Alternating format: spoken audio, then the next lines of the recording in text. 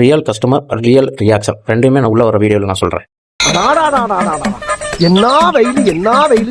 110 degree அம்யா, 110 degree எடுத்தா ஒரு மனுஷன் எப்படி உசுர் வாழ்றது? ஒரு மழை தண்ணி பெஞ்சாவில வாழ முடியும். ஆமாங்க, இன்னைக்கு வெக்க பயங்கரமாக இருந்துச்சு. கிச்சனில் வச்சு சமைக்கவே முடியல. இருந்தாலும் பரவாயில்லன்னு உங்களுக்காக கஷ்டப்பட்டு சமைச்சு வீட்டில் போய் ஃப்ரெஷ்ஷப் ஆகிட்டு கடைக்கு வந்தாச்சு. இவர் தாங்க அந்த ரியல் கஸ்டமர். 2017 நம்ம கடைக்கு வந்திருக்காரு. அதுக்கப்புறம் இப்போ தேடி வந்திருக்காரு. Thanks, love you forever. அப்புறம் இன்ஸ்டாகிராம் பார்த்து ஒரு கஸ்டமர் இருந்தாங்க. ஆனால் அவர் ஃபோட்டோ எடுக்க விடல. அவரும் சாப்பிட்டு நல்ல ரிவ்யூ கொடுத்தாங்க. அந்த கஸ்டமர் என்ன சொன்னாங்கன்னா, உங்கள் கடை சுத்தமாக விசிபிளாகவே இல்லை, அதுக்கு நீங்கள் கொஞ்சம் கான்சன்ட்ரேஷன் பண்ணுங்க அப்படின்னாங்க. அந்த கஸ்டமரும் தவக்கல் ஃபேமிலி ஆகிட்டாங்க. இன்றைக்கி பிரியாணி கொஞ்சம் மிச்சமாகிடுச்சிங்க.